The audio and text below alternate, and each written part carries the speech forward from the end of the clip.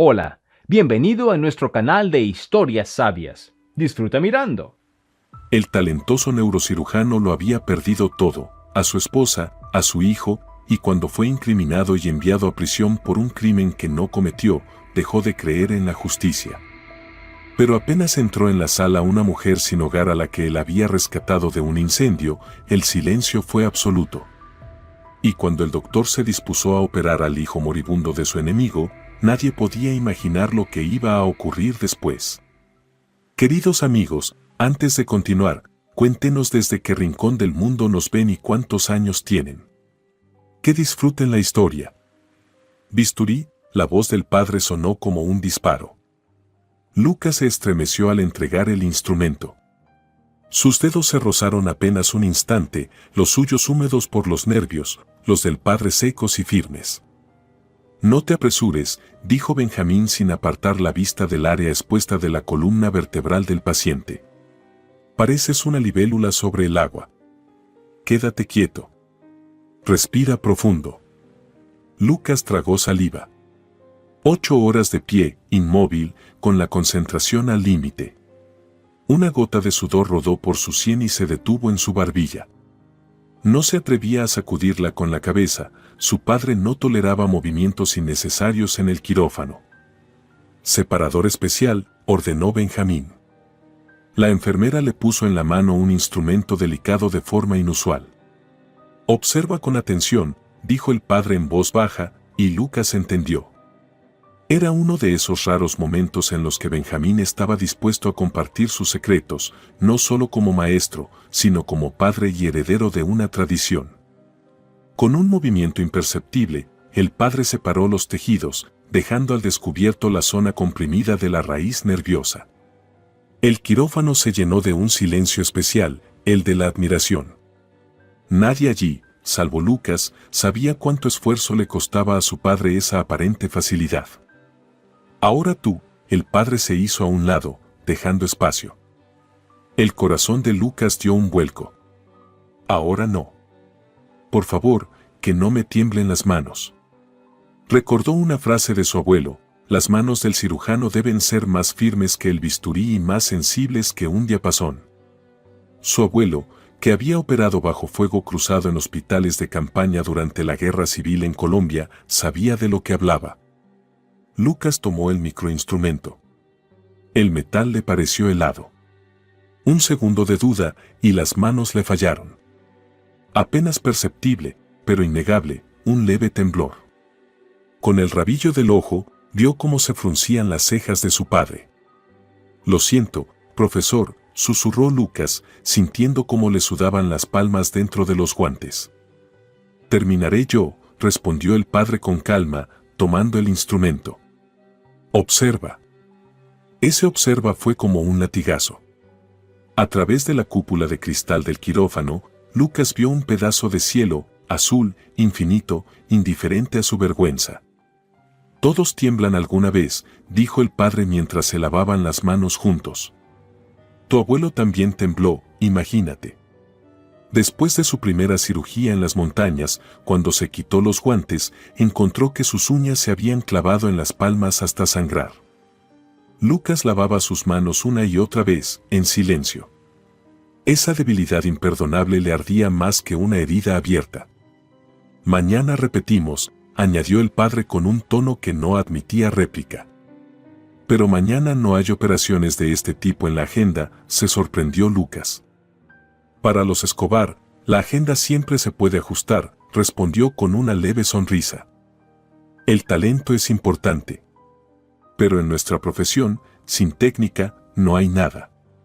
Y la técnica es repetición. Miles de repeticiones hasta que las manos se convierten en la prolongación del pensamiento. Lucas asintió. Conocía ese mantra familiar desde niño. A los 7 años, había encontrado en el desván una caja con antiguos atlas anatómicos de los años 70. Páginas amarillentas, esquemas del cerebro y el sistema nervioso dibujados a mano. Fue como si lo llamaran. Ese mismo día, montó un quirófano en su habitación, rodeado de osos de peluche. A uno incluso le cosió una pata extra, horrorizando a su abuela y llenando de orgullo a su padre. ¿Alguna vez te has arrepentido de haber nacido en una familia de médicos? Preguntó de pronto Benjamín mientras se secaban las manos. La pregunta tomó a Lucas por sorpresa. En 24 años, su padre jamás había preguntado cómo se sentía al respecto. No, respondió con sinceridad. A veces solo lamento no cumplir siempre con las expectativas. El padre lo miró fijamente. En esta familia no solemos hablar de estas cosas, pero... Estoy orgulloso de ti, Lucas. Tu madre también. Lucas se quedó inmóvil con la toalla en las manos. Aquella confesión valía más que 1000 elogios. Tu madre y yo luchamos 20 años para traerte al mundo, continuó el padre, con una voz inusualmente suave. Alba pasó por 7 intentos de fecundación in vitro. Cuando naciste, fue nuestro mayor logro. Más grande que todos mis títulos y patentes. Se quedaron en la sala de médicos, vacía, 2 generaciones de la dinastía Escobar, separadas por los años, unidas por la torpeza de una conversación sincera. Sé que a veces exijo demasiado, le puso la mano en el hombro. Pero es porque sé de lo que eres capaz. El día en que terminó su residencia, el padre llamó a Lucas a su despacho. El sol se derramaba en manchas sobre la mesa de roble pulido, los lomos de los libros, la placa de bronce grabada con el primum non nocere de Hipócrates. Benjamín colocó solemnemente un estuche de cuero desgastado sobre la mesa. Ábrelo. En el interior, sobre un cojín de terciopelo, descansaba un microscopio quirúrgico, compacto, con tornillos de ajuste gastados por el tiempo. Alemania, año 1982, explicó el padre. Lo traje de una estancia en Berlín. Era una rareza entonces. Lo conseguí gracias a 3 ministerios y 2 académicos. Con él hice mis primeras operaciones cerebrales en solitario. Lucas lo tocó con cuidado. Lo recordaba desde niño. Su padre nunca le había permitido acercarse a esa reliquia. Ahora es tuyo. La dinastía continúa. En la dinastía continúa estaba todo, orgullo, presión y una responsabilidad que no se puede rechazar.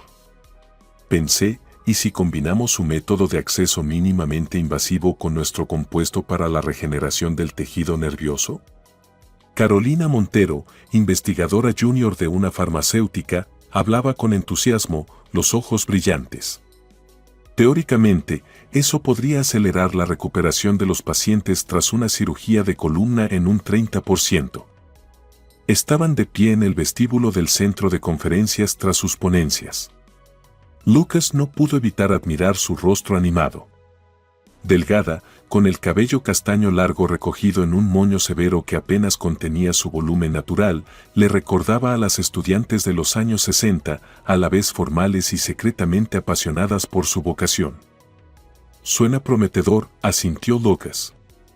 Aunque dudo que la dirección apruebe protocolos experimentales sin ensayos clínicos sólidos. ¿Y siempre hace solo lo que aprueba la dirección? En sus ojos castaños destelló una chispa irónica. No, a veces también discuto con mi padre, respondió Lucas con una sonrisa. Es una forma especial de deporte extremo.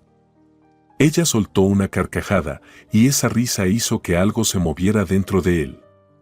Se dio cuenta de que, por primera vez en mucho tiempo, estaba hablando con alguien sobre algo que no eran técnicas quirúrgicas, rankings hospitalarios o publicaciones científicas. ¿Viene de una familia de médicos?, preguntó ella. Tercera generación, asintió Lucas. ¿Y usted?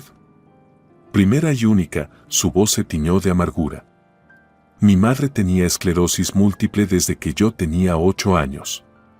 Me crié entre hospitales y bibliotecas.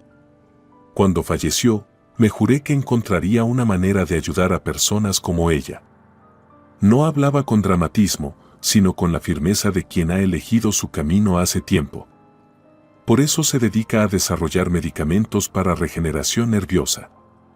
Exactamente. ¿Sabe qué es lo peor de enfermedades como la esclerosis múltiple? Que ves cómo la persona que amas no pierde la vida, sino a sí misma. Por partes. Primero la coordinación, luego el habla, después la memoria. Calló un momento, como si se sorprendiera de su propia franqueza. Perdón, no quería convertir una discusión científica en algo personal. No se disculpe, dijo Lucas en voz baja. Lo personal y lo profesional siempre están entrelazados en medicina. Mi padre dice que un verdadero médico nace cuando al conocimiento se suma la experiencia del dolor. Su acercamiento fue gradual, primero correspondencia profesional, luego colaboración en un artículo, después largas charlas con café en la cafetería del hospital. El padre de Lucas observaba la relación con creciente inquietud. Las mujeres brillantes suelen enfrentarse a una elección, dijo una vez, familia o carrera.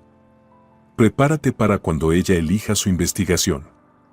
¿Y mamá no logró conciliar ambas?, protestó Lucas.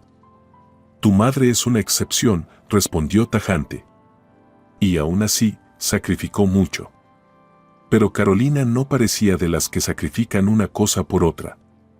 En ella vivía una integridad que Lucas admiraba cada vez más. Cuando aplicó por primera vez su medicamento en un paciente y vio los resultados, algo terminó de encajar en su corazón. Estaban hechos el uno para el otro, dos personas que unían ciencia y compasión. Necesitamos un nuevo sistema de neuronavegación. Lucas desplegó documentos frente al director del hospital.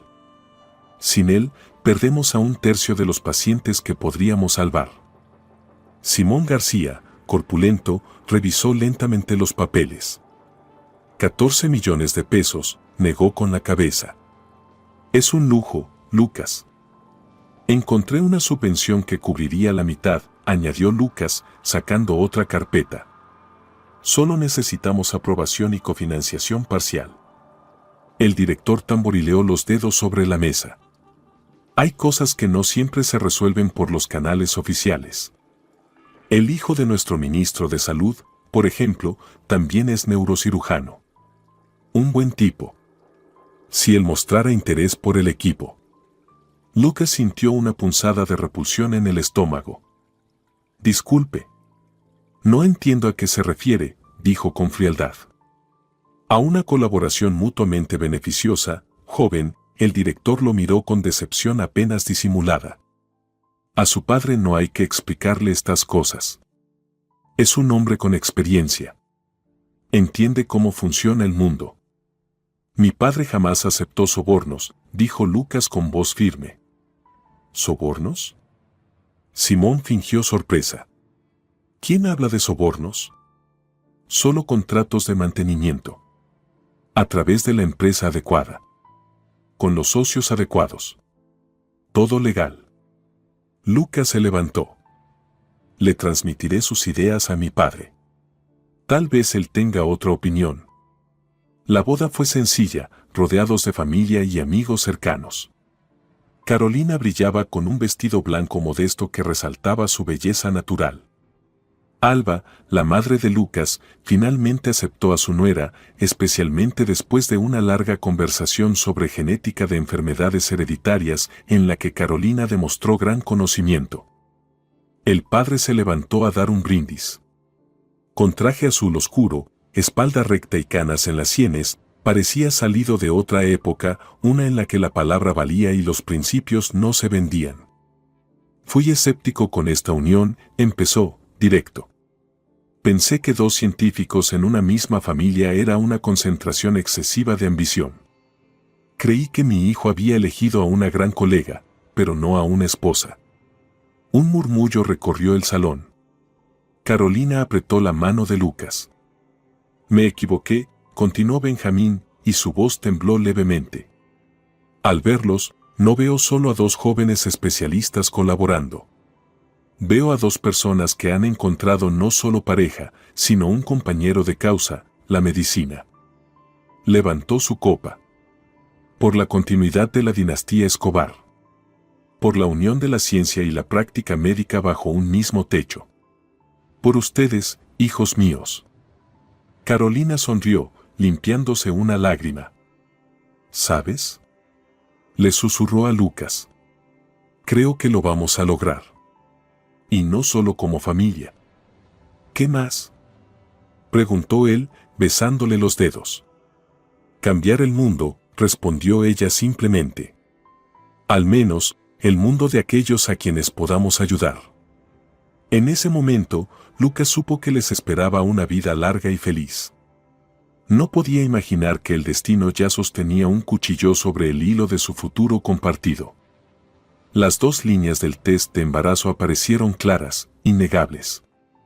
Carolina sostenía la tira de plástico con manos temblorosas, como si temiera que esas líneas rosadas fueran una ilusión frágil, dispuesta a desvanecerse con el más leve soplo de aire. Afuera, la lluvia de diciembre giraba en espiral, cubriendo la ciudad con un velo gris. La ciudad se preparaba para la Navidad encendiendo sus primeras luces festivas. «Dios mío», susurró, cubriéndose la boca con la mano.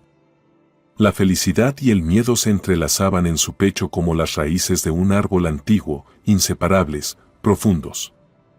Alegría y terror. Carolina apretó el test contra el pecho y se dejó caer en una vieja silla que crujió bajo su peso. La tapicería gastada aún conservaba la huella de la bisabuela de Lucas. El calendario en la pared, con imágenes del Teatro Colón, marcaba el 18 de diciembre de 2013. Un día que partiría sus vidas en antes y después. «Tengo que decírselo hoy», susurró. «No, mejor esperar. Estar segura. No, hoy».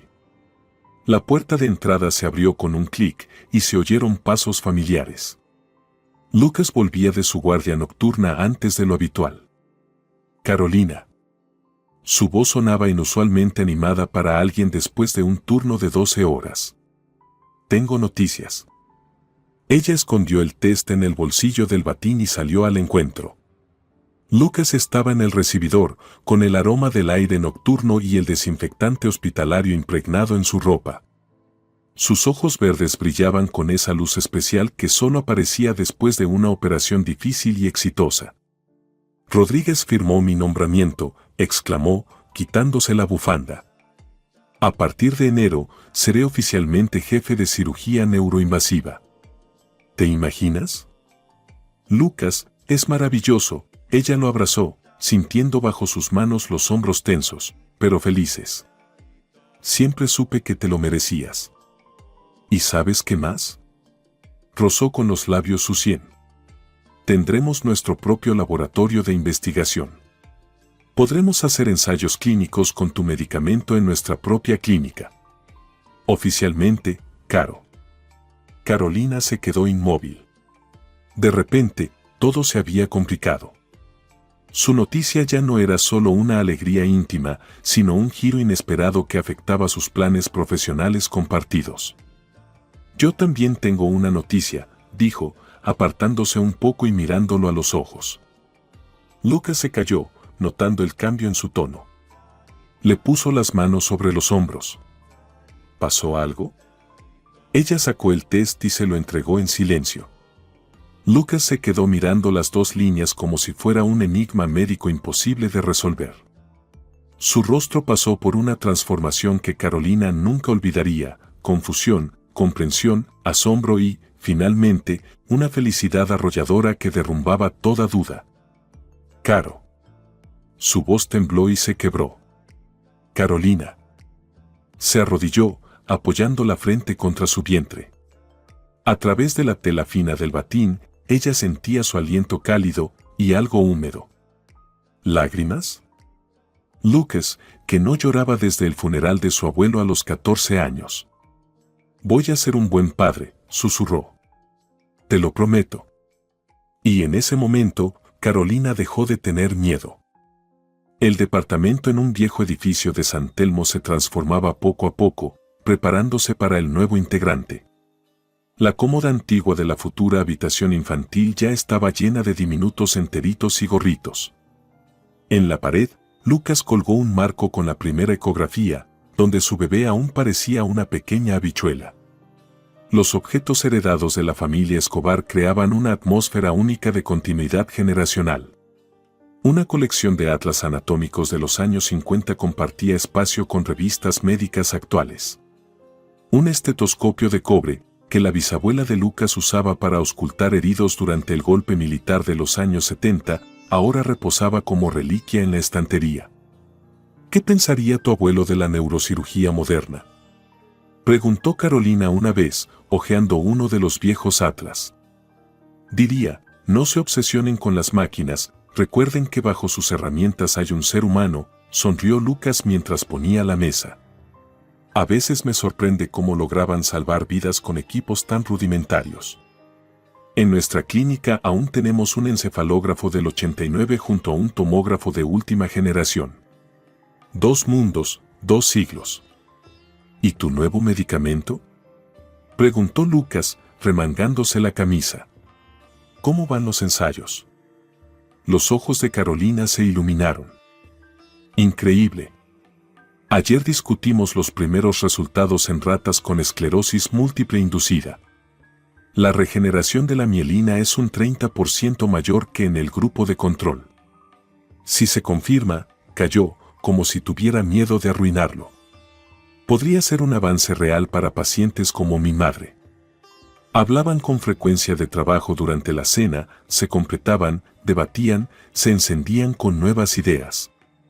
Pero cada vez más, las conversaciones giraban en torno al bebé, cuando sentiría los primeros movimientos, si se parecería a su padre, si heredaría la pasión por la química de su madre. Y entonces llegó aquel día terrible. 5º mes de embarazo. Lucas llevaba 12 horas operando a una niña con un raro tumor en el tronco encefálico. Nadie más había querido intentarlo. Ni siquiera su padre creía que tuviera esperanza. Pero Lucas vio una oportunidad mínima, casi inexistente, y se arriesgó. Carolina sintió el primer dolor lavando los platos. Al principio leve, como un cólico menstrual. Tomó una pastilla y se acostó. Cuando el dolor aumentó, empezó a llamarlo. Luego al servicio de emergencias. Y otra vez a Lucas. Él vio las llamadas solo al quitarse los guantes. 13 llamadas perdidas. El corazón le dio un vuelco. El pasillo del hospital olía a cloro y desesperanza.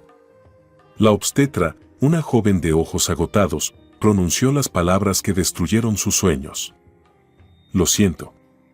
No pudimos salvar el embarazo. El feto ha fallecido. Más tarde, al recordar ese día, Lucas no podía reconciliar en su mente los dos hechos, salvar la vida de una niña y perder a su propio hijo. Carolina se cerró en sí misma. Su mirada se apagó, desapareció el entusiasmo por el trabajo, por la vida. Pasaba horas frente a la ventana, con la vista perdida. En la mesita de noche se alineaban frascos de antidepresivos. Ni siquiera eso pude hacer, ¿entiendes?, le dijo un día, cuando él intentó llevarla a pasar el fin de semana fuera de la ciudad. Lo más básico, lo que cualquier mujer puede hacer, llevar un hijo en el vientre.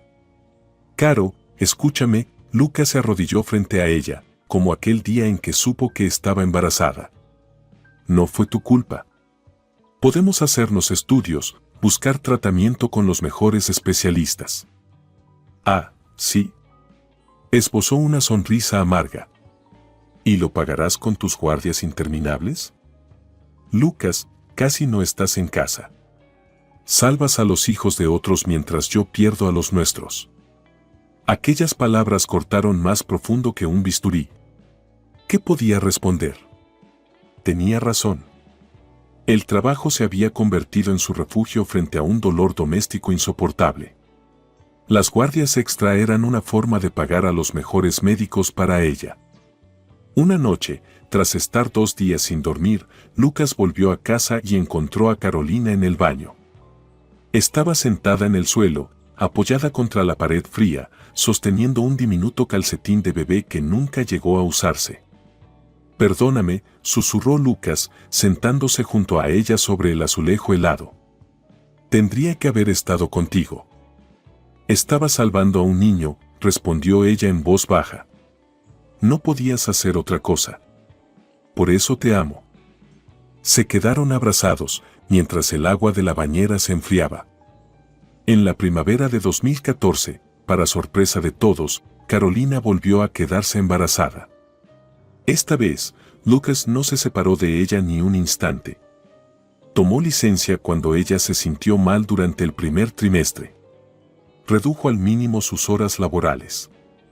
Cocinaba siguiendo un menú especial y la acompañaba personalmente a cada análisis. Sus padres activaron el modo de alerta máxima. Alba, la madre de Lucas, insistió en hacer un estudio genético completo. Debemos descartar todos los riesgos posibles, decía revisando los resultados. En mi carrera vi casos. Mamá, la interrumpió Lucas, cansado, ahora no. Carolina dejó de trabajar para concentrarse por completo en la gestación. El proyecto del medicamento quedó en manos de sus colegas. En casa, pasaba horas leyendo sobre embriología, registrando todo lo que sentía, escribiendo un diario de madre. Cuando la ecografía reveló que sería un niño, Lucas no pudo contener la sonrisa. Se parecerá a ti, dijo Carolina, apretando su mano. Tendrá tus ojos verdes. Lo siento. Pero al final del 7º mes comenzaron las contracciones. Cesárea de urgencia, incubadora, ventilación mecánica para aquel cuerpo diminuto. El hijo de Lucas y Carolina nació con 1.200 gramos y una grave cardiopatía no detectada en los controles prenatales. Durante 2 semanas no se alejaron del incubador donde su pequeño luchaba por sobrevivir. Lucas activó todos sus contactos. Colegas de su padre volaron desde Santiago, especialistas del Centro Cardiovascular de Buenos Aires hacían turnos junto a la cama del niño. Alba utilizó sus conexiones en un laboratorio genético para acelerar los análisis más complejos. Carolina apenas dormía. Pasaba horas junto al incubador, con la mano apoyada sobre el acrílico, como si quisiera transmitirle su energía. Lucha, pequeño, susurraba. Mamá está aquí, contigo. Al 15º día, el diminuto corazón se detuvo. Ni la tecnología, ni las oraciones, ni el amor de sus padres pudieron salvarlo. Después del entierro, Carolina se volvió piedra. No lloraba, no gritaba, apenas hablaba. Lucas intentaba acercarse, pero ella estaba detrás de un muro invisible e infranqueable. No quiero tener más hijos, le dijo un mes después, con calma. Nunca más. Caro, empezó él con cuidado, tal vez con el tiempo. No, su voz fue firme y serena. Nunca más. No lo soportaría. La madre de Lucas no se rindió. Revisé todos los análisis, dijo desplegando carpetas en la mesa de la cocina. Hay factores genéticos que no consideramos. Pero la medicina reproductiva moderna puede ayudarlos. Podemos hacer un diagnóstico preimplantacional, seleccionar embriones sanos. ¿Usted propone descartar a nuestros hijos antes de que nazcan? Preguntó Carolina en voz baja, con una mirada vacía. ¿Decidir quién merece vivir y quién no? Propongo usar la ciencia para ayudarlos a tener un hijo sano, respondió Alba con firmeza. La ciencia no pudo salvar a nuestro hijo. Carolina se levantó y salió de la cocina. Nunca volvieron a tocar el tema. En 2015, la vida de Lucas se volvió un tránsito mecánico entre el hospital y el hogar. En la clínica, recortes, más pacientes, menos camas.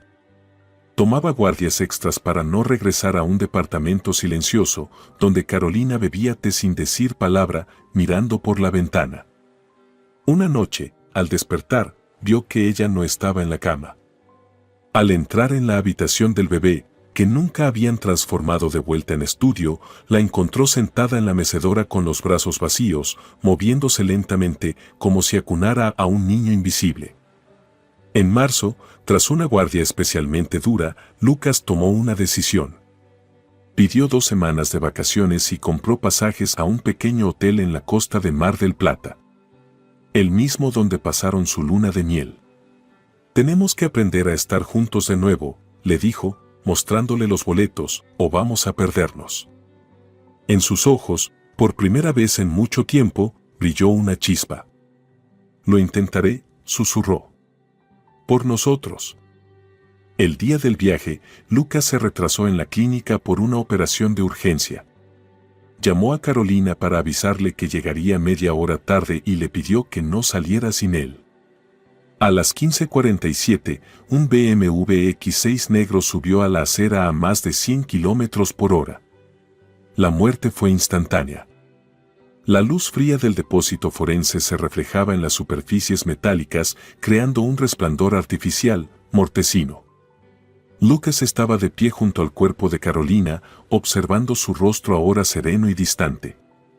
En la sien, solo una pequeña raspadura, la única señal visible de la brutal herida que le quitó la vida.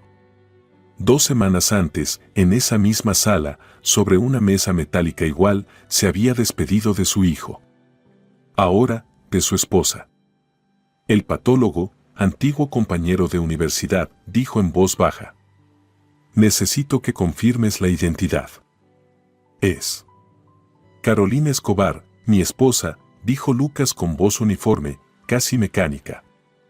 Estaba de pie, mirando el rostro inmóvil de la mujer que amaba, y algo dentro de él se rompió para siempre. Algo esencial, que lo mantenía anclado al mundo de los vivos. Su vínculo con la esperanza. Con el futuro. Lentamente, como en un sueño, se inclinó y rozó con los labios la frente fría de Carolina. Te llevaré a casa, susurró. Iremos al mar, como te prometí. Todo estará bien. En lo más profundo, Lucas sabía que hablaba con los muertos. Pero era lo único que podía hacer ahora. Lo único que lo mantenía fuera del abismo. La lluvia no caía, resumaba del cielo gris como lágrimas cansadas de un hombre que ya no sabe llorar. Las gotas se posaban sobre los paraguas negros, sobre la tapa brillante del ataúd, sobre el rostro inmóvil de Lucas, que permanecía apartado de la procesión fúnebre. Se sentía separado del mundo por un muro invisible. Las personas movían los labios, expresaban condolencias, pero él no oía palabras, solo el rumor constante de la lluvia. Su madre intentó tomarle la mano, él se apartó con un leve gesto. Su padre suspiró profundamente, pero no dijo nada. Colegas, amigos, pacientes de Carolina, sus rostros se mezclaban en una sola mancha difusa. Carolina descendía a la tierra, y Lucas sentía que lo enterraban vivo junto a ella. Gustavo Mendoza, dijo Rafael Moreno, golpeando nerviosamente la carpeta con su bolígrafo. 22 años, estudiante de Derecho. Hijo del fiscal de la ciudad, Arcadio Mendoza. Estaban en el departamento de Lucas, entre cajas con las pertenencias de Carolina que él no era capaz ni de ordenar ni de tirar. Tercer día después del funeral. El coche fue un regalo del padre por su cumpleaños, continuó el abogado. BMW X6, negro. Los testigos dicen que iba a más de 100 por hora. Perdió el control en una curva. Lucas miraba por la ventana hacia la llovizna que reemplazaba a la lluvia. Carolina amaba ese clima, solía decir que en días así daba gusto estar en casa con una taza de té caliente. ¿Qué le espera?, preguntó Lucas con voz ronca, como si hubiera estado en silencio mucho tiempo. Rafael dudó. La ley contempla hasta 7 años de prisión. Pero, Lucas, se pasó la mano por el rostro. Es el hijo de Mendoza. ¿Me entiendes? No, respondió Lucas, girándose hacia su amigo. No lo entiendo. Mató a mi esposa. La aplastó como a un insecto. Voy a pelear hasta el final. Rafael se enderezó. Pero debes saber que Mendoza tiene gente en todas partes. Incluso la jueza Pereira, que probablemente llevará el caso, fue su compañera de universidad. Lucas apretó los dientes. Entonces necesitamos pruebas irrefutables. Reunamos todo lo que podamos. 2 testigos están dispuestos a declarar. Y tenemos una grabación de un cajero automático. Aquella noche, Lucas sintió por primera vez que algo nuevo nacía dentro de él, frío, duro, como acero quirúrgico. Rafael lo llamó una semana después, cuando Lucas volvió por fin al trabajo tras la muerte de Carolina. Los testigos cambiaron su declaración, dijo sin rodeos. Los dos. Ahora afirman que el coche iba a velocidad normal y que Carolina cruzó sin mirar. El bisturí tembló en la mano de Lucas. Estaba en el lavamanos, preparándose para operar, con el teléfono sujeto entre el hombro y la oreja. Es imposible, murmuró. Teníamos la grabación. Fue incautada como prueba y, sorpresa, está dañada. Lucas, lo siento, tenía que avisarte. Lucas dejó el bisturí con cuidado. Entiendo, dijo, y colgó. Entró al quirófano con el rostro completamente vacío. La enfermera, que lo conocía desde hacía años, retrocedió al ver su mirada. El paciente en la mesa era solo un objeto, no una persona. Como si Lucas estuviera operando un maniquí anatómico. Esa noche, por primera vez, fue hasta la casa de los Mendoza. Se quedó en el coche, al otro lado de la calle, mirando las ventanas iluminadas de un lujoso edificio. Se imaginaba subiendo al piso correcto. Tocando el timbre. Mirando a los ojos del hombre que le había arrebatado todo. ¿Y luego? No lo sabía. No era el miedo ni la cobardía lo que lo detenía. En algún momento, la voz de Carolina sonó clara en su mente.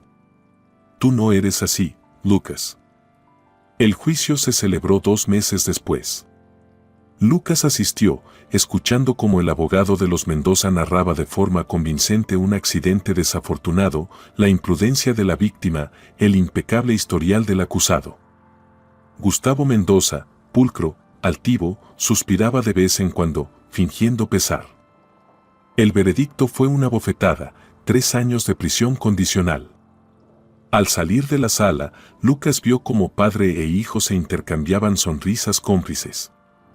La misma fuerza de acero que había nacido en él el día del entierro lo empujó hacia ellos. Debería sentirse orgulloso de cómo lo crió, escupió Lucas, mirando directamente al fiscal. Arcadio Mendoza lo examinó con desdén. Controle sus emociones, doctor. En su profesión, es fundamental. Gustavo, detrás de su padre, esbozó una sonrisa condescendiente. Por un segundo, Lucas imaginó sus manos cerrándose sobre el cuello de ese mocoso arrogante. En lugar de eso, dio media vuelta y se alejó, sintiendo los ojos clavados en su espalda. Esto no es el final. Es solo el comienzo. Es el tercer incidente en un mes. Lucas, el jefe del departamento, lo miró con cansancio por encima de las gafas. Primero la dosis mal calculada de anestesia. Luego la hemorragia durante una biopsia de rutina. Ahora esta infección postoperatoria. Entiendo su preocupación, pero... No entiende nada, respondió Lucas en voz baja. Con su permiso, me tomaré una licencia. Sin goce de sueldo. En casa, pasaba horas frente al retrato de Carolina. No lloraba, ya no quedaban lágrimas. Solo una inmensidad fría crecía dentro de él, infinita y oscura como el espacio. Una noche, Lucas se encontró en el baño con una navaja en la mano. No recordaba cómo había llegado allí. ¿Por qué sostenía la hoja tan cerca de la muñeca? El timbre del teléfono lo devolvió a la realidad. Hijo, la voz de su padre sonaba inusualmente suave. Necesitas irte. ¿A dónde? Preguntó Lucas, sin emoción. A los Andes. Un viejo amigo mío necesita un consultor en un sanatorio neurológico por 1 mes. Montañas, aire limpio. No es una sugerencia, Lucas. Es una necesidad. Quiso negarse, pero de pronto comprendió, en casa estaba muriendo lentamente. Quizás sea mejor morir rápido, en la montaña, entre desconocidos. De acuerdo, dijo. Iré. El viaje a los Andes fue largo, primero un vuelo a Mendoza, luego horas de serpenteantes caminos en un todoterreno. Lucas miraba las majestuosas montañas pasar por la ventanilla, y algo dentro de él comenzaba, lentamente y con dolor, a descongelarse. El sanatorio resultó ser un pequeño complejo de cabañas de madera a los pies de la montaña, junto a un lago de postal. El viejo amigo de su padre era Eduardo Ramírez, un neurólogo anciano con ojos sorprendentemente jóvenes en un rostro surcado de arrugas. «Aquí no tratamos solo el cuerpo», le dijo, mostrándole su habitación en la casa de huéspedes. «El cuerpo y el alma son uno. Tu padre lo sabe. Por eso te envió aquí». Los días comenzaron a fluir con un ritmo extraño, por las mañanas, consultas, por las tardes, largas caminatas por los senderos montañosos, por las noches, conversaciones junto al fuego con Eduardo. El viejo no le preguntaba qué le había pasado, parecía saberlo todo sin palabras. «Mi abuela era curandera», le contaba. «Decía que cada persona muere al menos 2 veces. La primera, cuando pierde a alguien sin quien no puede imaginar la vida. La segunda, cuando muere de verdad. Pero entre esas 2 muertes se puede vivir una segunda vida completa». En la tercera semana, Lucas soñó por primera vez en meses sin sangre ni dolor. Soñó con Carolina, viva, sonriente, caminando por un sendero de montaña delante de él. Se giraba y decía algo que no alcanzaba a oír, pero entendía, era una despedida. Se despertó con el rostro húmedo de lágrimas y por primera vez respiraba con libertad. Volver a la ciudad fue duro, pero necesario. El departamento lo recibió con aire viciado y recuerdos congelados. Lucas abrió las ventanas para dejar entrar el viento de primavera. Y decidió. Una semana después, puso el piso en venta. Un mes más tarde se mudó a una nueva vivienda en un complejo moderno en las afueras, donde nadie lo conocía. De su vida anterior solo llevó una cosa, una reproducción de la pintura Los Andes al atardecer, que él y Carolina habían comprado en su primer aniversario. «No parece algo que harías», comentó su madre, ayudándole a mover sus pocas pertenencias. «Nueva casa, nuevo trabajo». «¿Es una huida?» «No es una huida, mamá», respondió Lucas, colgando el cuadro en una pared vacía. «Es una segunda vida». Encontró trabajo en una clínica neuroquirúrgica privada, donde nadie conocía su historia. Poco a poco, sus manos recordaron la seguridad de antes. Su mente, la claridad. Su corazón aún estaba congelado, pero Lucas sabía que no sería para siempre. Pasó varias veces por la casa de los Mendoza. Ya no con deseo de venganza, sino como una forma de despedirse del hombre que murió con Carolina. Cada vez se sentía un poco más libre. Después de una exitosa operación, Lucas pasó por casa de sus padres. Su padre, Benjamín, lo abrazó, gesto raro en él. «Te dije que te mantuvieras fuerte», dijo en voz baja. «Pero no sabía por lo que estabas pasando. Perdóname». «No tienes nada que perdonar», respondió Lucas, dándole una palmada torpe en la espalda. «Tu dureza me salvó. Me hizo moverme cuando solo quería rendirme». Su madre los miraba, limpiándose discretamente las lágrimas. Una cirugía para extirpar un tumor cerebral duró casi 8 horas. Acceso difícil, riesgo de dañar áreas del habla, márgenes mínimos. Lucas operó con una concentración absoluta, como no sentía desde sus primeras intervenciones. Cuando el asistente dio la última puntada, el quirófano quedó en ese silencio especial donde todos saben que acaban de lograr lo imposible. ¿Pronóstico?, preguntó la enfermera, quitándose los guantes. «Recuperación total», respondió Lucas con una calma extraña. «Va a vivir». En el vestuario encontró 3 llamadas perdidas de Emilio Vargas, un viejo amigo de la universidad. Lo llamó de vuelta, esperando las típicas condolencias. «Lucas». La voz alegre de Emilio rompió toda expectativa. «Al fin». «Escucha, tengo 2 noticias, me caso y me uno a un nuevo startup. La boda es en un mes, y si no vienes, me voy a ofender de por vida». Conversación normal, llena de energía, sin tonos tristes ni preguntas cuidadosas. Solo vida. Ruidosa, imperfecta, continua. ¿Y sabes qué es lo más raro?, añadió Emilio. Mi prometida, Angélica, resulta ser pariente lejana de ese famoso fiscal Mendoza. ¿Puedes creerlo? El mundo es increíblemente chico. Lucas se quedó inmóvil. Un año atrás, esa noticia habría desatado su furia. Ahora solo sintió una leve sorpresa. Iré, dijo. Por supuesto que iré. Colgó el teléfono y se miró en el espejo del vestuario. Y vio algo que no notaba hacía mucho tiempo: estaba sonriendo. No una gran sonrisa, ni euforia, pero sincera. Las comisuras de sus labios apenas se alzaban. Y en sus ojos verdes brillaba algo parecido a la esperanza. Tal vez Eduardo tenía razón, pensó. Entre dos muertes, realmente puede vivirse una segunda vida. Y creo que la mía acaba de comenzar. El sol de julio inundaba el patio del restaurante con una luz implacable. Lucas ajustó el cuello de la camisa, que le apretaba demasiado. El sobrio traje oscuro, en medio de la ligereza festiva de los atuendos nupciales, absorbía el calor como una esponja. Estaba de pie bajo la sombra de una pérgola de mimbre, con una copa de champán intacta en la mano, observando el torbellino de alegría al que no lograba unirse. Emilio y Angélica giraban en el centro de la pista, rodeados de familiares y amigos. Eran hermosos, él con un traje blanco y un pañuelo turquesa en lugar de corbata, ella con un vestido fluido adornado con bordados tradicionales.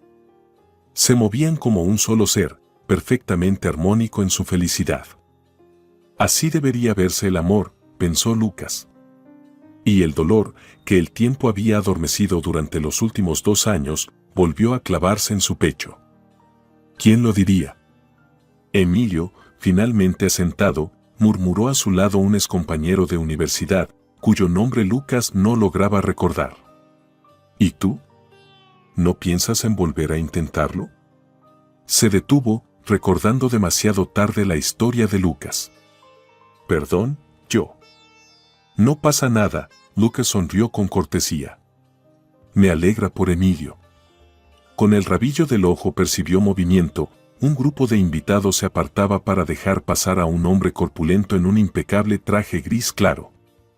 Era Arcadio Mendoza, el fiscal de la ciudad, cruzando el patio con 2 copas de licor ámbar. Lucas retrocedió instintivamente hacia la sombra. Pero fue tarde, Mendoza lo vio. Durante un segundo, sus miradas se cruzaron. En los ojos del fiscal apareció algo: reconocimiento, luego una vacilación fugaz, rápidamente sustituida por su habitual altivez. Le hizo un leve gesto de cabeza, como reconociendo la presencia de un conocido irrelevante, y siguió hacia el grupo de invitados importantes.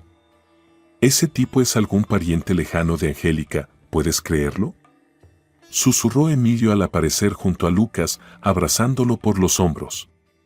«Lejano, por suerte. Estuve a punto de cancelar la boda cuando lo supe, pero Angélica insistió, la familia es la familia. Perdona que no te lo haya dicho antes». «Está bien», dijo Lucas con una sonrisa automática. «Esa página la pasé hace tiempo». Mintió. Pero fue una mentira piadosa, para su amigo y para sí mismo. Emilio le apretó el hombro. ¿Sabes lo mucho que significa para mí que estés aquí? Lo sé. Esta vez la sonrisa de Lucas fue sincera. Y no me iré. Lo prometo. Durante varias horas más, Lucas se movió entre los invitados, participando en conversaciones banales, evitando cuidadosamente cualquier contacto con Mendoza. Pero en su cabeza, los pensamientos no invitados giraban. ¿Y el hijo del fiscal? Aquel muchacho arrogante que atropelló a Carolina, ¿qué fue de él? ¿Terminó la carrera? ¿Piensa alguna vez en la mujer a la que le arrebató la vida? Cuando los brindis y felicitaciones dieron paso al baile y la fiesta, Lucas sintió que podía escaparse un momento a la terraza para tomar aire fresco. El primer indicio del peligro fue un olor acre a quemado. Un fino hilo de humo salía por debajo de la puerta del cuarto de servicio. Lucas abrió la boca para avisar a alguien del personal, pero entonces hubo un estruendo. La puerta se arqueó hacia afuera y una lengua de fuego lamió las paredes de madera, envolviéndolas en cuestión de segundos. ¡Fuego!, gritó Lucas, corriendo hacia el comedor. Todos fuera del edificio, ya. El pánico estalló al instante. Los invitados corrían hacia la salida, volcando mesas, perdiendo zapatos y bolsos. El humo, como un ser vivo, se deslizaba por cada rendija, llenando el salón. Lucas ayudaba a evacuar a la gente, localizó a una desorientada Angélica y la puso a salvo en brazos de Emilio. «Todos afuera», gritaba, imponiéndose sobre el caos y el crepitar de las llamas. «Rápido». Cuando ya no quedaban más personas, Lucas escaneó el comedor por última vez.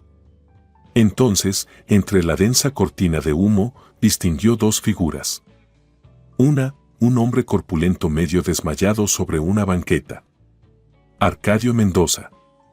A su lado, en el suelo, una mujer en ropa raída, en una posición antinatural, claramente no era invitada. Por un instante, Lucas solo los miró mientras el fuego devoraba el restaurante. Su mente, lógica, quirúrgica, evaluó 2 vidas en peligro. Una, la de quien le había arrebatado todo. La otra, una desconocida. Dio un paso hacia atrás, hacia la salida. Se detuvo. ¿Quién soy yo para decidir quién merece ser salvado? No había tiempo. Llenando los pulmones del aire menos contaminado, Lucas se lanzó al humo. Llegó hasta la mujer, le palpó el pulso, débil pero presente, y la cargó sobre su hombro, dirigiéndose al exterior. Solo cuando el aire fresco le golpeó el rostro, se dio cuenta de que había regresado por una sola víctima, la que ahora sostenía en brazos. La entregó a los socorristas y volvió corriendo al interior. Llegar hasta Mendoza fue más difícil, el fuego ya lamía el techo, caían restos en llamas. El fiscal pesaba más de lo que parecía. Tosiendo, casi asfixiado, Lucas lo arrastró hacia la salida. ¿Qué está haciendo?, jadeó Mendoza, recobrando el sentido. Suélteme. Puedo salir solo. Cállese y camine, murmuró Lucas, apretándole el hombro con tanta fuerza que le dejaría moretones. Salieron envueltos en una nube de humo y chispas. La multitud se abrió paso hasta las ambulancias.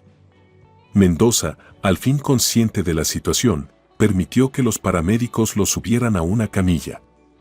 Su cara, tiznada, mostraba una mezcla de desconcierto y repulsión. «Es usted», dijo al ver pasar a Lucas. «El cirujano». ¿Por qué? Lucas podría haber dicho muchas cosas. Sobre el juramento hipocrático. Sobre el valor de la vida humana. Sobre negarse a ser como quienes deciden quién vive y quién muere. Pero solo dijo: «Soy médico», y se dirigió hacia la mujer que había salvado primero. Amnesia traumática, agravada por intoxicación alcohólica crónica, leyó el neurólogo del hospital regional, revisando el informe clínico. Múltiples traumas antiguos, conmoción, fracturas cicatrizadas en pómulo y costillas. Lo típico en personas en situación de calle. Lucas observaba las imágenes de la resonancia en el negatoscopio. Los traumatismos recientes no explican una amnesia tan profunda, dijo en voz baja. Aquí hay algo más. Escuche, el neurólogo se frotó el puente de la nariz con cansancio, tenemos decenas de pacientes como ella. Gente sin hogar, alcohólicos, drogadictos. Sufren traumatismos y luego no recuerdan ni cómo ni dónde. Sus vidas son una amnesia constante. Esa mujer dice llamarse Mariana, replicó Lucas. Tiene un lenguaje claro, una articulación perfecta. Es evidente que es una persona educada. Que terminó en la calle, encogió los hombros el médico.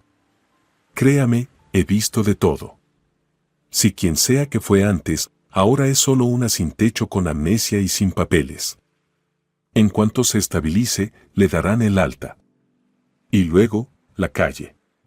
O un refugio, con suerte. Lucas apretó los puños. Había pasado una semana desde el incendio en la boda. Visitaba a Mariana cada día, aunque ni él mismo sabía por qué sentía tanta responsabilidad. Voy a acudir a la policía, dijo. Tal vez alguien la esté buscando. El médico negó con la cabeza. Como quiera. Pero no se haga muchas ilusiones. En la comisaría, un joven sargento de ojos cansados escuchó su relato. ¿Una mujer sin hogar y sin documentos? Repitió. Aunque esté en busca y captura, necesitamos un apellido, huellas, una foto. Y usted solo tiene un nombre, que ni siquiera sabemos si es el verdadero. Pero está claro que fue víctima de violencia, insistió Lucas. Múltiple, sistemática. Quizá estuvo retenida contra su voluntad. El sargento suspiró. Las personas sin hogar sufren heridas a menudo. Forma parte de su vida. Peleas, asaltos, caídas borrachas. Abriremos un expediente, pero sin datos concretos. Al salir de la comisaría, Lucas sintió por primera vez en mucho tiempo una rabia impotente. El mismo sistema que había dejado impune al asesino de su esposa, ahora se negaba a ayudar a otra mujer. Y de nuevo, parecía algo normal. Parte del orden establecido. Mendoza no olvidará que salvaste a la mujer primero, le dijo Emilio, unos días después del incendio. Estaban en una cafetería pequeña, lejos del restaurante calcinado. Angélica estaba con ellos, en silencio, con preocupación en los ojos. Me da igual, respondió Lucas. ¿Qué va a hacer? ¿Conseguir otra condena condicional para su hijo por asesinato? Lucas intervino con cautela. Angélica, tú no lo conoces como lo conoce mi familia. Él no olvida. Y ahora, lo has humillado 2 veces. 2. La primera vez fue cuando no aceptaste la muerte de tu esposa como algo inevitable y buscaste justicia, explicó Emilio. La segunda, cuando preferiste salvar a una indigente antes que a él. En su visión del mundo, eso es imperdonable. Lucas se encogió de hombros. Tendré más cuidado, dijo. ¿Y ustedes? ¿Qué pasó con la luna de miel? La pospusimos para el otoño, sonrió Angélica. Queríamos asegurarnos de que tú estuvieras bien. Estoy bien, dijo Lucas, cubriendo su pequeña mano con la suya. Mejor que en mucho tiempo. Y era verdad. De forma paradójica, salvar a 2 personas del fuego, incluido a alguien a quien había llegado a odiar, liberó algo dentro de él. Como si aquella oscuridad que lo había envuelto desde la muerte de Carolina, por fin comenzara a disiparse. Al volver al trabajo, Lucas notó un cambio profundo en su forma de ejercer la medicina. Antes, las operaciones eran su manera de demostrar su valía, de superar a su padre, de construir una carrera. Ahora, cada paciente era un ser humano con una historia, merecedor de toda su atención y destreza. En septiembre, le ofrecieron operar a una niña de 14 años con un tumor cerebral en una zona crítica responsable del lenguaje. El caso era tan complicado que incluso sus colegas más experimentados se negaron. Propongo consultar con especialistas de Estados Unidos, dijo Lucas en el comité médico. Usemos el nuevo sistema de telemedicina. Estas consultas eran posibles gracias a un equipo adquirido con el programa de modernización de 2016-2017. La videoconferencia con médicos de Houston permitió revisar el caso en detalle y planear la cirugía sobre un modelo cerebral 3D de la paciente. 7 horas de trabajo intenso. Una técnica de acceso innovadora, desarrollada por Lucas especialmente para este caso. Cuando la niña despertó y pronunció sus primeras palabras, todo el personal aplaudió. Durante la ronda, Lucas se detuvo junto a la cama de la niña, que ya estaba sentada, dibujando en un cuaderno. ¿Cómo te sientes, Sofía? Me duele un poco la cabeza, dijo sin levantar la vista. Pero no voy a quedar calva como un alien, ¿verdad? Solo rasuraron un pedacito. Lucas sonrió. Exacto. En un mes, nadie notará nada. Ella le tendió el dibujo, una figura con bata blanca y un halo sobre la cabeza. Es usted, explicó. Mamá dice que es mi ángel guardián. Mariana fue dada de alta 2 semanas después del incendio. Lucas le consiguió una plaza en un centro de rehabilitación para personas sin hogar, le llevó ropa, libros. Poco a poco, su memoria comenzó a regresar, fragmentada, por destellos. Creo que era abogada, dijo un día, mientras Lucas la visitaba. Recuerdo oficinas, papeles, audiencias. Su manera de hablar era cada vez más fluida y cultivada. La cicatriz en su pómulo izquierdo, que al principio parecía solo otra señal de una vida dura, ahora parecía el rastro de algo terrible que aún no lograba recordar. Eso es buena señal, la animó Lucas. La memoria vuelve. Pronto lo recordarás todo. Ella negó con la cabeza. No estoy segura de querer hacerlo. En sus ojos brilló un miedo tan profundo que Lucas no insistió. En noviembre, cuando fue al centro, le informaron que Mariana había desaparecido. Se fue sin despedirse, sin dejar nota. Es frecuente, le dijo la trabajadora social. A veces vuelven a la calle, a lo que conocen. O tal vez recordó algo y fue en busca de su pasado. Lucas dejó su número de teléfono, pero en el fondo sabía que no volvería a ver jamás a aquella mujer extraña, de ojos grises penetrantes y una cicatriz en el pómulo. La carta llegó en marzo de 2019. Un sobre blanco sin remitente, con una caligrafía limpia y elegante. Dentro, una nota breve, gracias por salvarme 2 veces y un recorte de periódico. El artículo hablaba de un juicio mediático contra el dueño de una constructora, acusado de violencia doméstica sistemática. El caso estaba siendo llevado por la abogada de la víctima, Mariana Castillo, una estrella emergente del mundo jurídico, especializada en la defensa de mujeres maltratadas. En la foto junto al artículo, Lucas la reconoció de inmediato, aunque parecía otra persona, cabello corto, traje sobrio, mirada firme. Solo la cicatriz en el rostro era la misma, aunque ya no estaba oculta, ahora se llevaba con dignidad, como una marca de lo vivido y superado. Lucas observó la foto largo rato, sintiendo crecer dentro de sí algo nuevo. No solo alivio por saber que Mariana estaba bien. También una profunda satisfacción al comprender que, a veces, la justicia triunfa. Que hay personas que, tras pasar por el infierno, encuentran fuerzas no solo para sobrevivir, sino para ayudar a otros. Gracias por salvarme 2 veces. Lucas no estaba seguro de merecer ese agradecimiento. Al fin y al cabo, solo había hecho lo que creía correcto. Pero algo dentro de él le decía que aquel encuentro no fue casual. Y que sus consecuencias apenas comenzaban. Dobló la carta con cuidado y la guardó en el cajón de su escritorio. A la mañana siguiente le esperaba una cirugía difícil y debía estar totalmente concentrado. Aunque ahora, su concentración tenía un nuevo matiz, la calma del que sabe quién es y por qué está vivo. El reloj de la sala de médicos marcaba las 12 en punto. Lucas, encorvado sobre el escritorio, rellenaba los informes postoperatorios. La cirugía había sido larga, una meningioma en el lóbulo temporal, con invasión al seno cavernoso, que exigía una precisión absoluta. 7 horas en el borde entre el éxito y el desastre. La paciente, una joven de 27 años, estaba en cuidados intensivos, pero el pronóstico era alentador. El golpe en la puerta fue inesperado. A esa hora no debía haber visitas. Sin esperar respuesta, entró una mujer de unos 50 años. Maquillaje perfecto, collar de perlas, traje evidentemente costoso. Perdone la intromisión, doctor Escobar, dijo con voz melódica. Soy Alicia Cárdenas, tía de Julia, la joven que operó hoy. Lucas dejó el bolígrafo.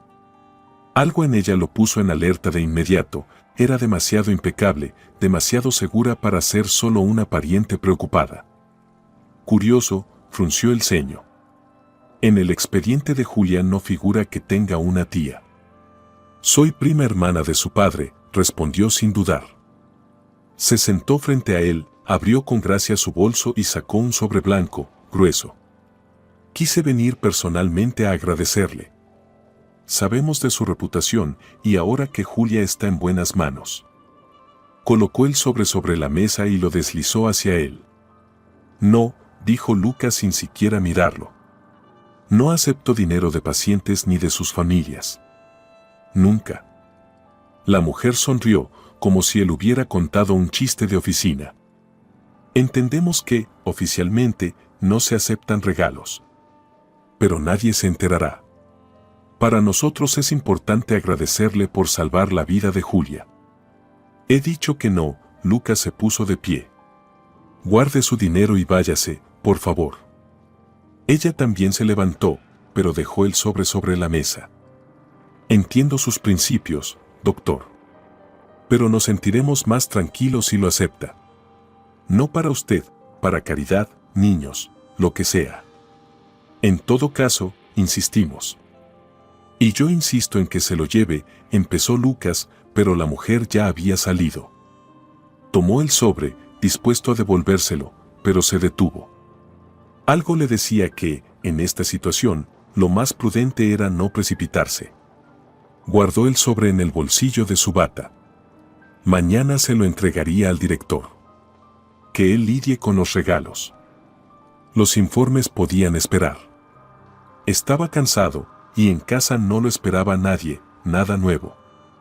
Lucas colgó la bata con cuidado, se puso el abrigo. El aire frío de noviembre le quemó la cara al salir por la puerta principal. En ese momento, 3 hombres vestidos de civil lo rodearon. Ciudadano Escobar, dijo uno, mostrando una placa. Dirección de Seguridad Económica. Acompáñenos, por favor. ¿Qué ocurre?, preguntó Lucas, perplejo. Se presentó una denuncia por extorsión a una familiar de una paciente. Todo ocurrió muy rápido. 2 testigos que casualmente estaban cerca. Un registro. El sobre, sacado del bolsillo de su abrigo. 100,000 pesos, perfectamente ordenados con una banda bancaria. El acta. Las esposas. En el coche que lo llevaba a lo desconocido, Lucas recordó con claridad aplastante las palabras de Emilio. Mendoza no olvida. La trampa había funcionado. La prisión lo recibió con olor a cloro, sudor y desesperanza. La celda para 6 albergaba a 10 reclusos. Literas de hierro, mantas grises del Estado. Una ventana enrejada que daba a una pared ciega. Una bombilla pálida que nunca se apagaba. Los compañeros lo miraron con curiosidad, sin hostilidad. Ser médico sigue siendo respetado, incluso allí. Además, compartió sin reservas lo que su madre le había enviado a través del abogado: cigarrillos, galletas, caramelos. ¿Por qué estás aquí, doctor?, preguntó un hombre mayor, de rostro culto y arrugado, que se presentó como contador, Samuel. Supuestamente por aceptar una coima de la familia de una paciente, respondió Lucas. Una trampa. Samuel asintió con comprensión. Entonces molestaste a alguien. Medio país está preso por eso. En mi caso, le gustó mi empresa al jefe de impuestos. No había libros ni diarios. Solo una baraja vieja y crucigramas ya resueltos y tachados. La única distracción eran las historias. Lucas escuchaba a sus compañeros, corruptos, adictos, estafadores, alborotadores, y comenzaba a comprender la profundidad del abismo social en el que había caído. El investigador, un hombre joven, de ojos inquietantemente vacíos, le ofreció un trato en el primer interrogatorio. Si acepta su culpa y colabora, obtiene una condena condicional. Incluso podría seguir ejerciendo como médico, solo que no en un hospital público. Pero si se pone terco, le esperan entre 3 y 7 años. ¿Quién necesita a un cirujano con las manos temblorosas por la sopa de prisión? Yo no acepté ningún soborno, respondió Lucas con calma. Ni ese, ni ninguno. Jamás. El investigador torció los labios. Todos dicen eso. Pero el juicio será en un mes, y para entonces ya no podrá probar nada. Créame, el montaje está bien armado. Una semana después, Lucas vio un reportaje sobre su caso en la sala común de la prisión. Una periodista con cara falsamente compungida hablaba de médicos corruptos que manchaban la noble profesión. Mostraron una foto suya, una en la que salía con gesto adusto, como elegida a propósito. Pero luego apareció una escena distinta, una protesta frente al edificio de la fiscalía. Decenas de personas con carteles que decían: «Libertad para el doctor Escobar, devuélvanos a nuestro médico, ¿quién cuidará de nuestros hijos?». «Mire, doctor», silbó su compañero de celda, un exmecánico. «El pueblo se está moviendo por usted». En pantalla apareció el rostro de Emilio Vargas, hablando apasionadamente frente a un micrófono. El hashtag #libertad para el doctor Escobar ocupaba toda la imagen. «Todavía queda buena gente en el mundo», sonrió Lucas. Pero su sonrisa era tensa. Sus padres lo visitaron 10 días después de la detención. La visita en la cabina con cristal fue dolorosa. Su madre, siempre tan firme, apenas contenía las lágrimas. Su padre, recto como un mástil, ahora estaba encorvado y parecía haber envejecido una década. «Resiste, hijo», dijo Benjamín, presionando su mano contra el vidrio. «Estamos haciendo todo lo posible». «Tus pacientes te mandan saludos», dijo su madre con voz temblorosa. «Todos están de tu lado». Sofía, la niña del tumor, grabó un mensaje en video. Se interrumpió y se cubrió la boca con la mano. «¿Qué pasa contigo, papá?», preguntó Lucas al notar que su padre se sujetaba el brazo izquierdo. «¿Qué le pasa a tu mano?». Sus padres se miraron. «Nada grave», restó importancia el padre. «Un pequeño microinfarto». «Nada serio». Lucas apretó los dientes. «Por mi culpa, ¿verdad?», murmuró. «Lo siento». «No digas tonterías», dijo Benjamín, acercándose más al cristal. «Estoy orgulloso de ti, ¿me oyes? Siempre te enseñé a ser honesto, y lo sigues siendo. Si por eso nos tocan cosas duras, pues así tenía que ser». Pero en su mirada, Lucas vio un dolor que su padre intentaba esconder. «La cosa está así, Lucas», Emilio tamborileaba nerviosamente los dedos sobre la mesa de la sala de visitas. «Fernández estaba dispuesto a tomar tu caso. El mejor penalista de la ciudad, 3 absoluciones el año pasado, lo cual ya es casi un milagro en este sistema. Y Lucas se preparó para las malas noticias. Ayer lo ingresaron de urgencia por apendicitis. Justo antes de presentar la solicitud de fianza. Lucas sonrió con amargura. «Déjame adivinar, lo mantendrán hospitalizado hasta el juicio». «O más». «Exacto», asintió Emilio. «Así que tenemos problemas con la defensa legal. Pero también hay buenas noticias, tu petición ya tiene más de 50,000 firmas. Tus colegas están testificando que esa mujer nunca había aparecido antes y que tú siempre rechazabas cualquier dinero». «¿Y la enfermera López?». «Ella vio cómo esa mujer entró en mi despacho sin ser invitada». Emilio dudó. Se fue a Córdoba a visitar familiares. De repente. Nadie sabe cuándo volverá. Entiendo. Pero hay algo más, Emilio se inclinó hacia él. Ya sabes que ahora trabajo en ciberseguridad.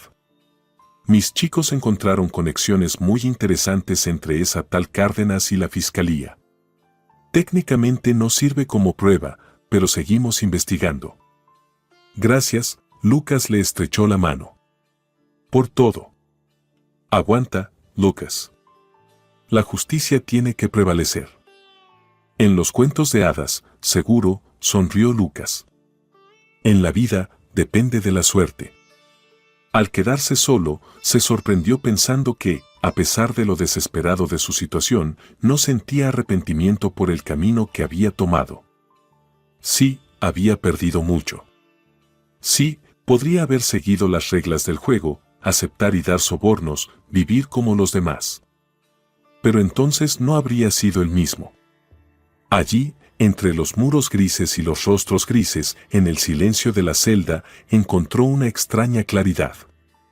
Su vida había sido difícil, pero digna.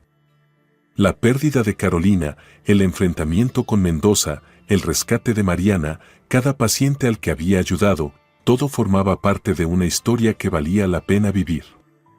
El día del juicio amaneció frío y soleado. A las 10 de la mañana, la custodia llevó a Lucas al tribunal. A través de los cristales oscuros del furgón, vio a una multitud con pancartas. Algunos gritaban su nombre, intentando traspasar el cordón policial. En la sala estaban sus padres, amigos, colegas. En primera fila, Angélica, ya visiblemente embarazada. A su lado, Emilio se retorcía nervioso. Su padre, pálido y con el rostro ceniciento, sujetaba la mano de su madre como si quisiera calmarse a sí mismo, no a ella. El fiscal Mendoza no llevaba el caso personalmente, habría sido demasiado evidente, pero estaba allí, hojeando papeles con ostentación, lanzando a Lucas miradas de triunfo. Cuando la jueza anunció el inicio de la sesión, el asiento de la defensa aún estaba vacío. Un silencio pesado llenó la sala. La defensa del acusado Escobar Lucas estará a cargo de la abogada. La jueza consultó los documentos, Castillo Mariana. En ese instante, las puertas del tribunal se abrieron. El sonido de tacones sobre el mármol retumbó como un tambor. Mariana entró con paso firme. Traje oscuro, cabello corto, ojos grises como acero.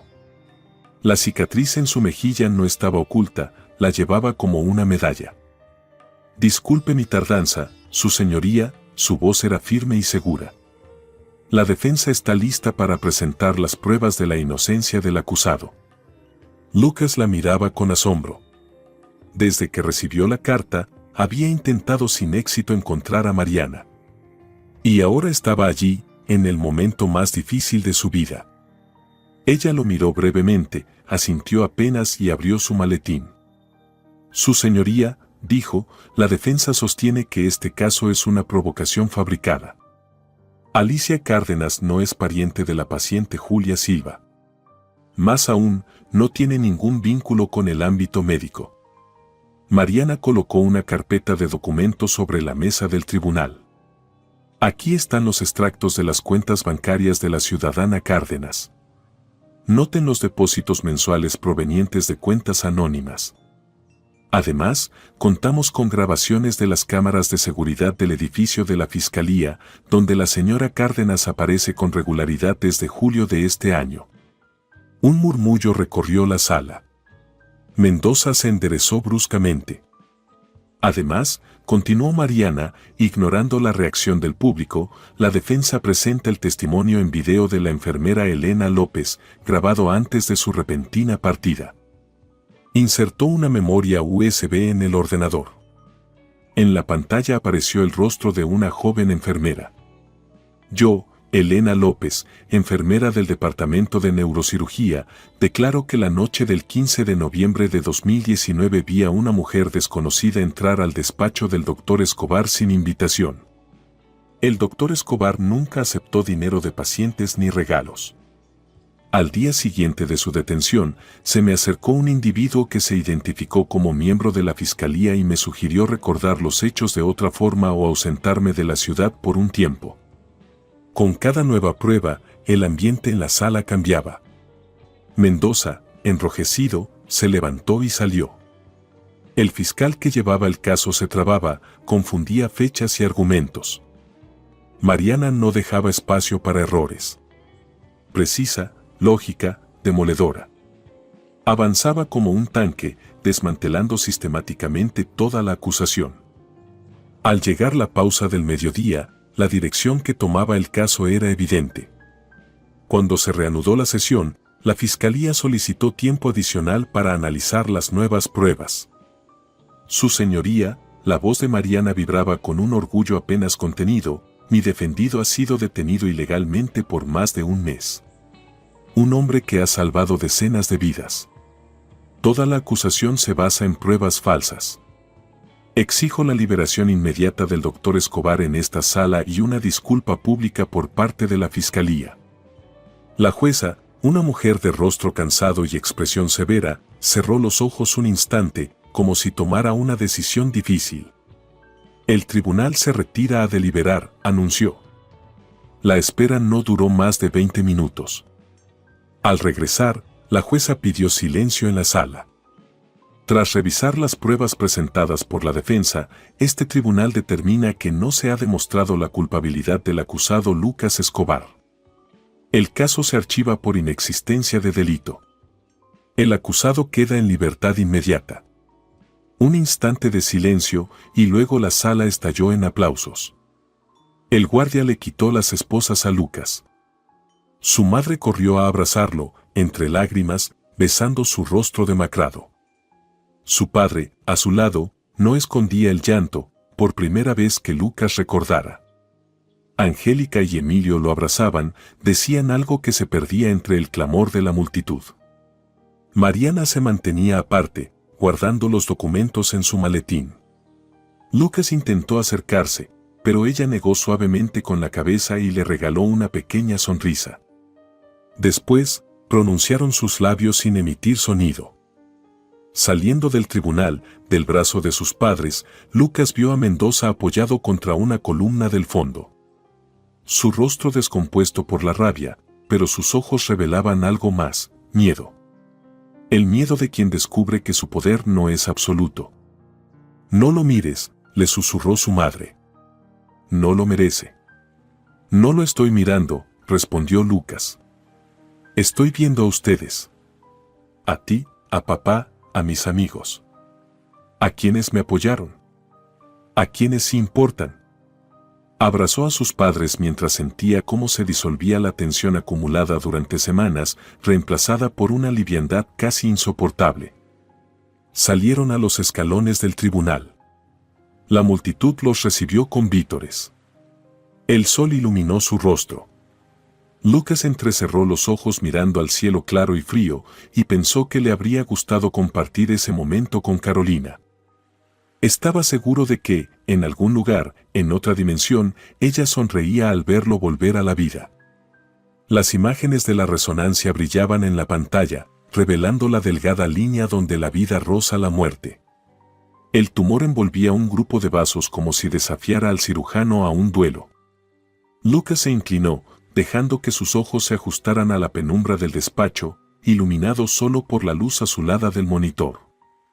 Sus dedos rozaron de forma instintiva un pequeño bisturí metálico junto al teclado, el amuleto que su padre le había puesto en la mano el día del veredicto. «Usa este talismán con sabiduría», le dijo Benjamín entonces. «Me acompañó en 3 guerras y miles de operaciones. Que ahora te proteja a ti». La mirada de Lucas se posó en la fotografía de Carolina, enmarcada en madera sencilla. Su sonrisa, eternamente congelada, ya no dolía como antes. Solo quedaba una tristeza suave, luminosa, como el eco de una melodía lejana cuyo detalle se ha olvidado, pero cuya belleza se recuerda. La vida después del juicio se armaba como un mosaico inesperado. Su nombre, convertido en símbolo contra la corrupción, atrajo pacientes de todo el país. Recibió ofertas de las mejores clínicas, incluso internacionales. Pero Lucas se quedó en su ciudad, en el mismo hospital, aunque ahora también trabajaba como consultor en centros privados.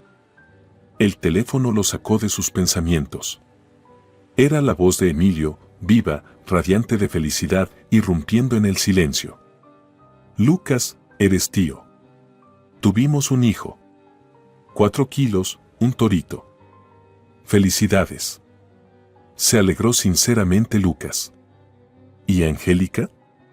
Como una campeona. Mejor que yo. Me preguntó cuándo vendrá el tío Lucas a conocer a su ahijado. ¿Ahijado?, repitió Lucas. ¿Quién más sería el padrino de nuestro Lucas?, respondió Emilio con orgullo en la voz. Algo se apretó en el pecho de Lucas, una sensación cálida, casi olvidada, de pertenencia. De familia. ¿Lo llamaron, como a mí? ¿Y tú pensabas que en honor a quién lo llamamos?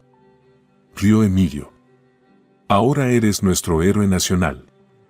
Por cierto, la hermana de Angélica prometió organizar un almuerzo espectacular para el bautizo. Estará toda la familia, incluso cierto individuo desagradable, pero tú ni caso. Voy a ir, lo interrumpió Lucas. Sin falta.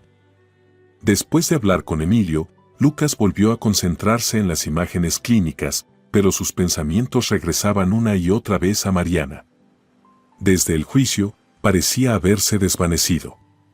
No respondía a las llamadas, cambió de oficina.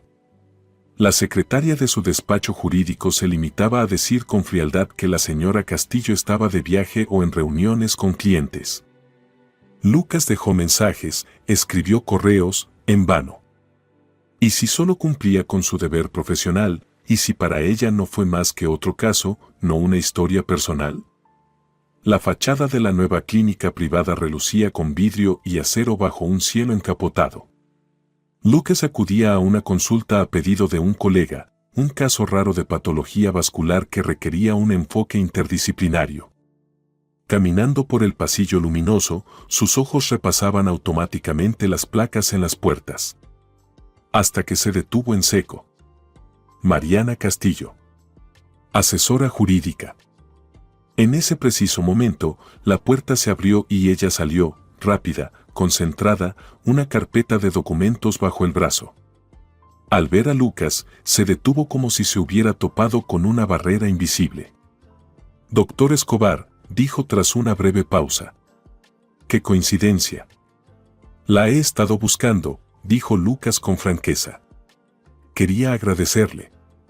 No es necesario, desvió la mirada. Solo hice mi trabajo. ¿Y trabaja siempre con esa pasión por todos sus clientes? Sonrió él. ¿Y se arriesga a perder su carrera juntando pruebas? Ella frunció levemente el ceño, pero luego, para su sorpresa, sonrió. Una sonrisa fugaz, como un rayo de sol entre nubes. Tengo una reunión ahora.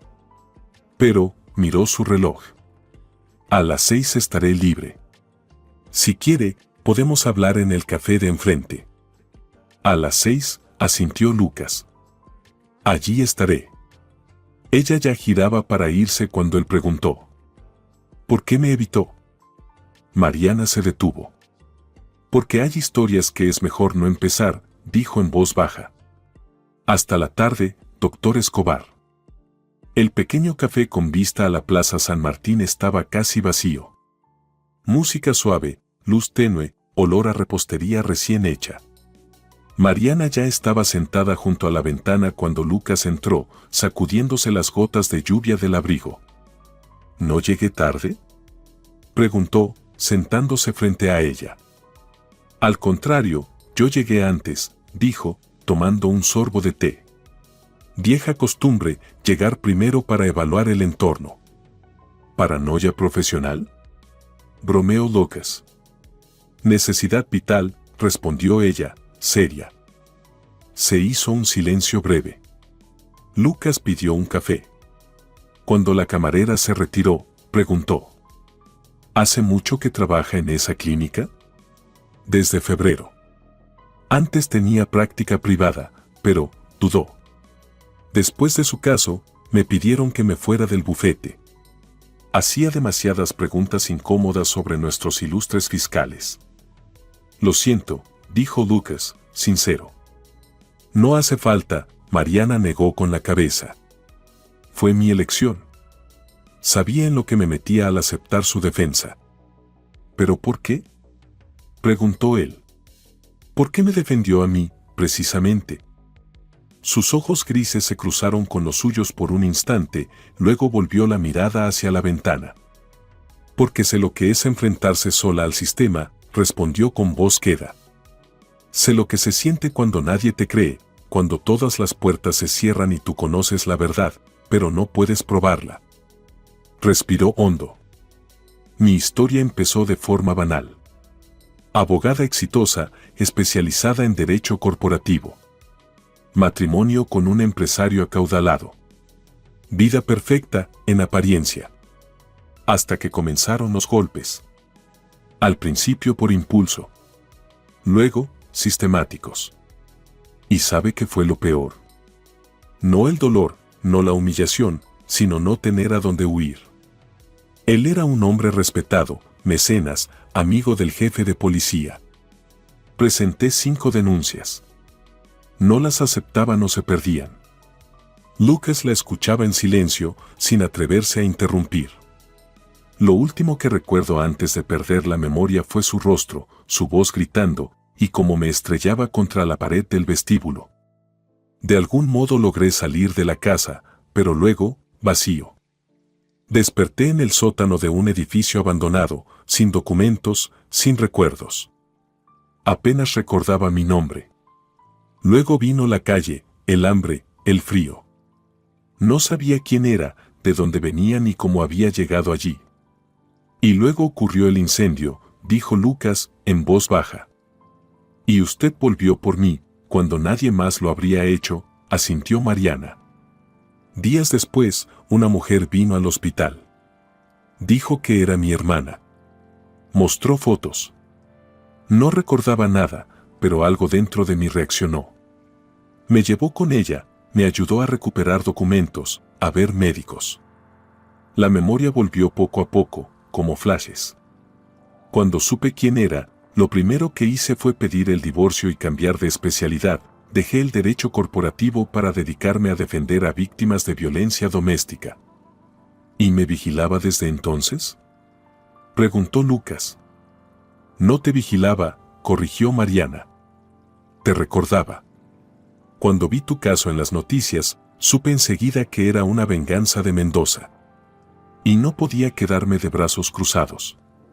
Guardaron silencio un momento, cada uno perdido en sus pensamientos. Parece que, dijo por fin Lucas, los dos pasamos por la oscuridad. Los dos perdimos personas, los dos conocimos la injusticia del sistema. Y los dos resistimos. La diferencia es, dijo Mariana con voz suave, que tú nunca perdiste tu esencia. Yo, en cambio, tuve que reconstruirme desde cero. Quizás en eso consista la verdadera fuerza, la miró a los ojos. No en no caer, sino en levantarse las veces que haga falta. Empezaron a verse. Sin presiones, sin promesas. Solo dos personas que se entendían sin necesidad de explicarse. Un día, Lucas invitó a Mariana a una exposición sobre equipos médicos del siglo XX en el Museo de Medicina. Para su sorpresa, ella aceptó. Mi abuelo trabajó con una máquina como esta, dijo Lucas, señalando un electroencefalógrafo macizo de los años 60. ¿Te imaginas? Las señales se registraban en papel térmico, y el médico tenía que interpretar todo a simple vista. Increíble, Mariana pasó el dedo por la superficie pulida del aparato. Cuando ves estas máquinas, entiendes cuánta creatividad y perseverancia hay detrás de cada una.